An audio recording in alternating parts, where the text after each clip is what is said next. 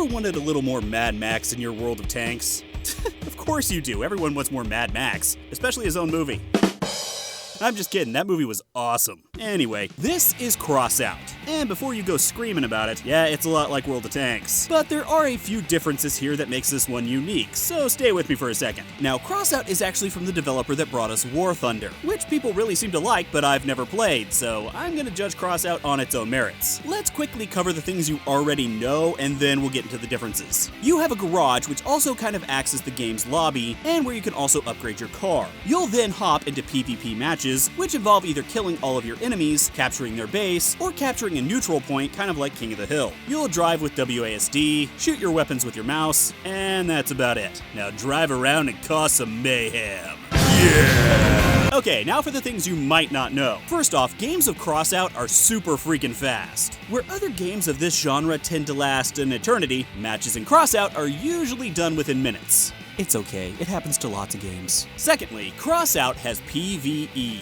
You can take part in something called raids, which involves a group of players taking on a group of bots in some sort of challenge. The few that I played involved gathering some gas points before the timer ran out, all while trying to survive an onslaught of enemies. I actually enjoyed raids quite a bit because A, I wasn't dying all the time, B, it was nice to do something other than just kill people all the time, and C, I was recognized! That doesn't happen very often. Hi!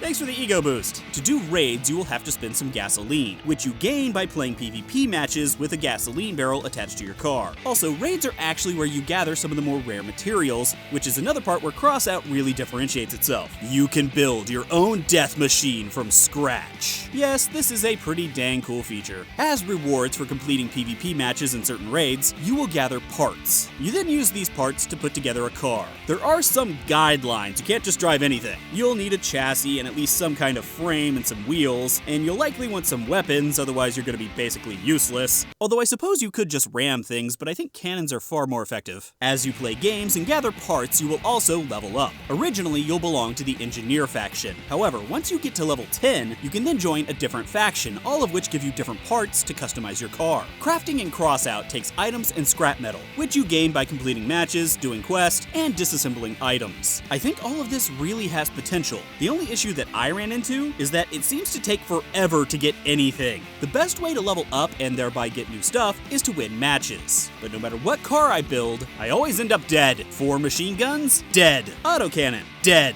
Tank cannon? Dead. Dead? Dead! This was likely my fault considering I suck at these type of games, but it slowed my progress down to a halt. And I really wanted some cooler stuff for my car, damn it. Bottom line, this is still in beta, so there's really just not that much to talk about, but I do think this game has potential. The faster pace, the co-op, and the ability to build your own car, I think makes this something people might get behind. Plus Mad Max. If this had come out a year ago, this would be super popular. I think the devs are hoping for a sequel.